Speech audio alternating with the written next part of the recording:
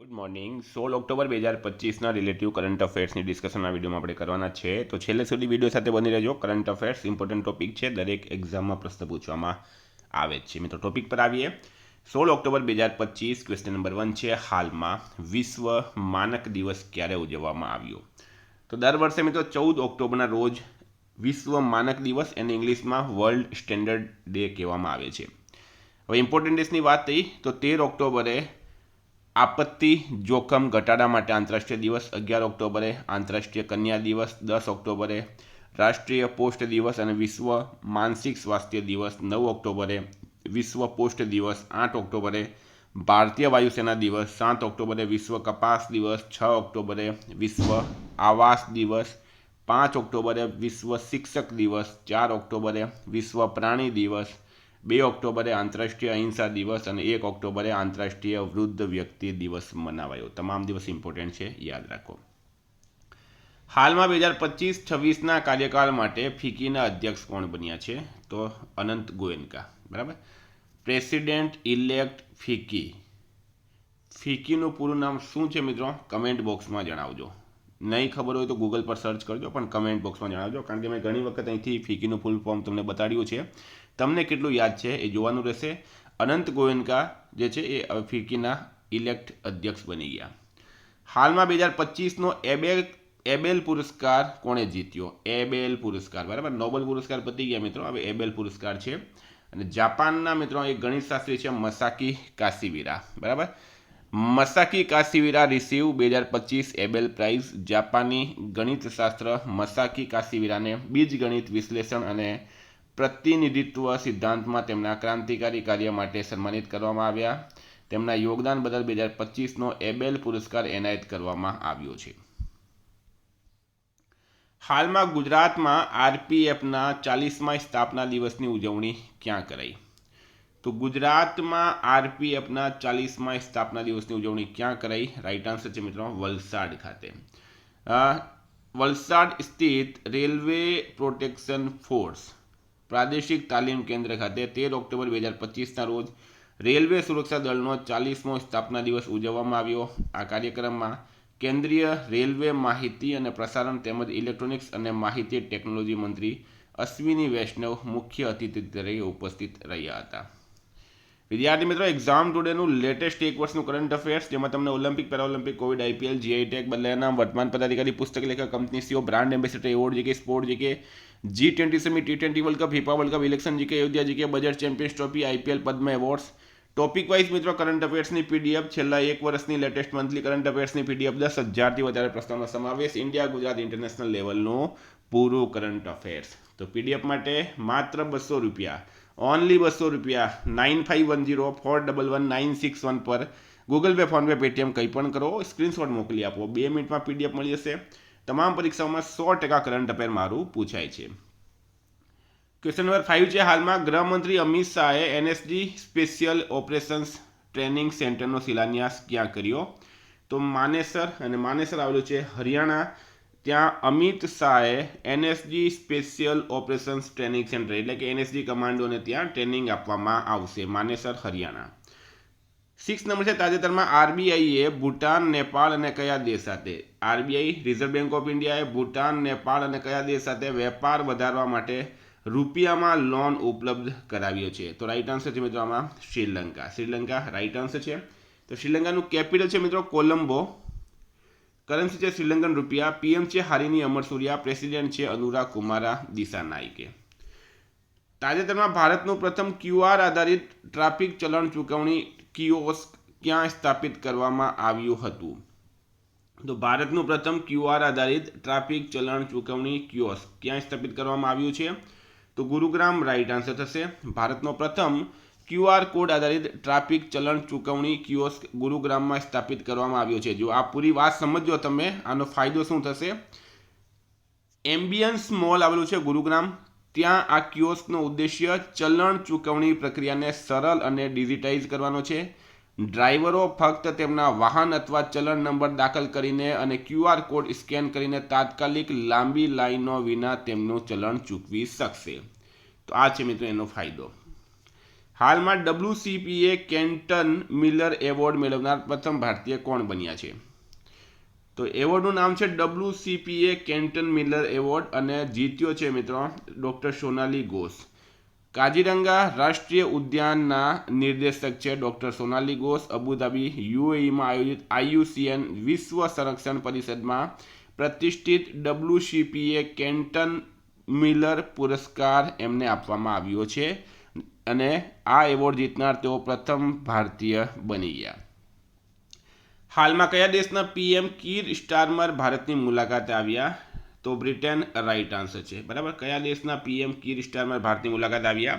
તો Britain right answer છે. બ્રિટનના PM કીર સ્ટારમર હાલમાં ભારતની મુલાકાતે છે. હાલમાં કયા રાજ્યએ 5 વર્ષમાં 5 લાખ રોજગારનું સર્જન કરવાના લક્ષ્ય સાથે ₹50,000 કરોડની વાંસ ઉદ્યોગ નીતિ શરૂ કરી છે? તો મિત્રો આમાં મહારાષ્ટ્ર રાઈટ આન્સર છે. મહારાષ્ટ્રનું કેપિટલ છે મિત્રો મુંબઈ. CM છે દેવેન્દ્ર ફડણવીસ અને રાજ્યપાલ છે આચાર્ય દેવવ્રત. આચાર્ય દેવવ્રત અત્યારે ગુજરાતના રાજ્યપાલ છે અને એમને મહારાષ્ટ્રનો વધારાનો પ્રભાવ આપવામાં આવ્યો છે. હાલમાં કયા દેશના રાષ્ટ્રપતિ એન્ડ્રી રાજોઇલિનાએ સંસદનું વિસર્જન કર્યું છે? તો જે હાલત મિત્રો નેપાળમાં થઈ હતી એ સેમ પોઝિશન હવે મેડાગાસ્કરમાં બની છે. મેડાગાસ્કરના પ્રાઇમ મિનિસ્ટર એન્ડ્રી રાજોલિના દેશ છોડીને ભાગી ગયા છે. કેપિટલ છે મિત્રો અંટાનારીવો અને કરન્સી છે અરાઈરી. બરાબર, ફૂટબોલને પ્રોત્સાહન આપવા માટે હાલમાં કયા રાજ્ય સરકારે નોર્થ ઈસ્ટ યુનાઇટેડ FC સાથે કરાર કર્યો છે? તો મિત્રો મેઘાલય રાઈટ આન્સર છે. ફૂટબોલને પ્રોત્સાહન આપવા માટે હાલમાં કયા રાજ્ય સરકારે નોર્થ ઈસ્ટ યુનાઇટેડ FC સાથે કરાર કર્યો? મેઘાલય રાઈટ આન્સર છે મિત્રો. મેઘાલય સરકારે ફૂટબોલના વિકાસને પ્રોત્સાહન આપવા અને શિલોંગને ભારતની ફૂટબોલ રાજધાની તરીકે સ્થાપિત કરવા માટે નોર્થ ઈસ્ટ યુનાઇટેડ FC સાથે 3 વર્ષના MOU પર હસ્તાક્ષર કર્યા. મેઘાલયનું કેપિટલ છે શિલોંગ. CM છે કોનરેડ સંગમા. રાજ્યપાલ છે CH વિજયશંકર. હાલમાં કયા રાજ્યની સરકાર દરેક વિભાગીય મુખ્યાલયમાં અપંગ પુનર્વસન કેન્દ્રો સ્થાપિત કરશે? તો મુખ્યમંત્રી યોગી આદિત્યનાથ. ઉત્તર પ્રદેશ સરકારે જણાવ્યું કે આ અત્યાધુનિક કેન્દ્રો એક જ રૂપ નીચે તબીબી, શૈક્ષણિક, મનોવૈજ્ઞાનિક અને વ્યવસાયિક સહિત સંકલિત પુનર્વસન સેવાઓ પૂરી પાડશે. સમજી ગયા? હાલમાં કયા રાજ્યના મુખ્યમંત્રીએ વૈશ્વિક કારકિર્દી માટે CM ફ્લાઇટ શરૂ કરી છે? વૈશ્વિક કારકિર્દી માટે CM ફ્લાઇટ શરૂ કરી છે અસમ. રાઈટ આન્સર છે મિત્રો. શું છે પૂરી યોજના હું તમને સમજાવું છું.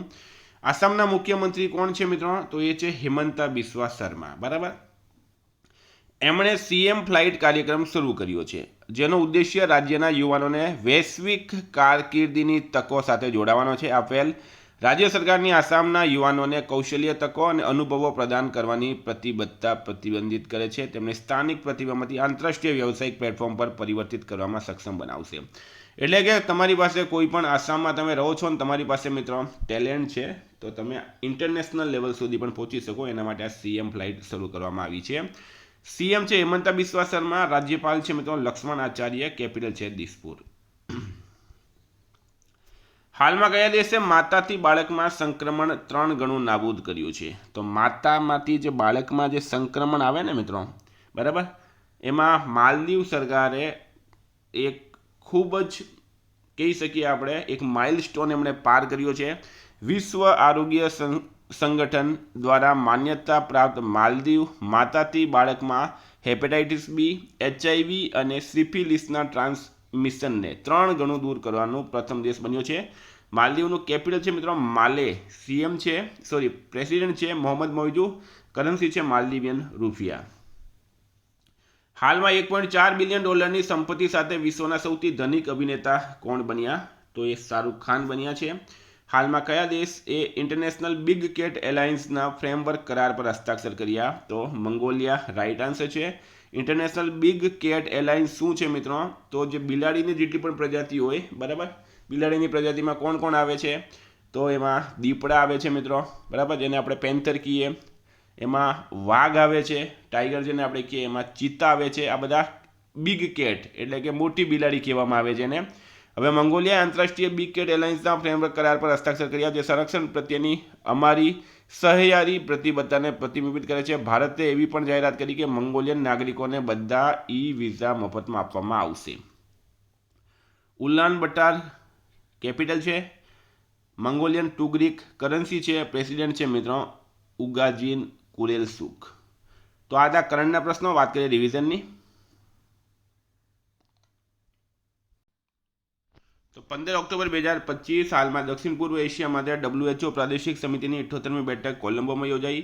પેટ્રિક હર્મિનીએ કયા દેશની રાષ્ટ્રપતિની ચૂંટણી જીતી છે મિત્રો? સેશેલ્સ. રાઇટ આન્સર છે. હાલમાં ગુજરાતમાં પોષણ દિવસ ક્યારે મનાવવામાં આવ્યો? તો રાઇટ આન્સર છે મિત્રો 9 ઓક્ટોબરના રોજ ગુજરાતમાં પોષણ દિવસ મનાવવામાં આવે છે, 9 ઓક્ટોબરે.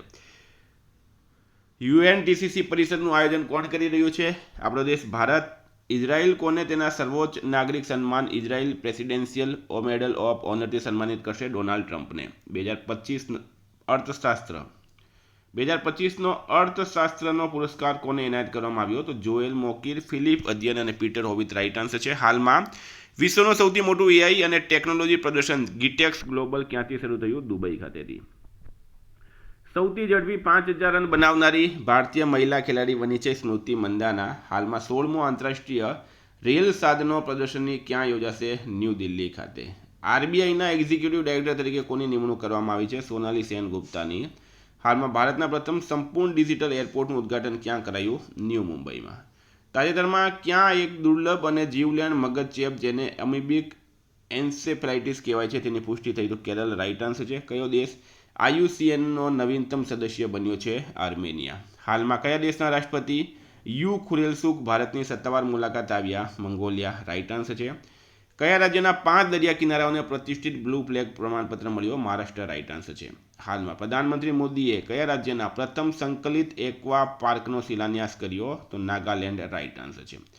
મિત્રો ગઈકાલે પ્રશ્ન પૂછાયો, હાલમાં 70માં હ્યુન્ડાઈ ફિલ્મ ફેર એવોર્ડ 2025નું આયોજન ક્યાં કરાયું? અમદાવાદ. રાઇટ આન્સર હતું. આજનો પ્રશ્ન છે, ભારતનું પ્રથમ સેમી કન્ડક્ટર ઇનોવેશન મ્યુઝિયમ ક્યાં ખુલ્યો? કોલકાતા, હૈદરાબાદ, ચેન્નઈ કે કોઈ નહીં? એનો જવાબ તમારે કમેન્ટ બોક્સમાં જણાવવાનો. વિદ્યાર્થી મિત્રો વોટ્સએપ ટેલિગ્રામની લિંક ડિસ્ક્રિપ્શનમાં છે. PDF માટે 9510411961 પર કોન્ટેક્ટ કરો. Thank you. ફરી મળશું. જય હિન્દ, જય ભારત.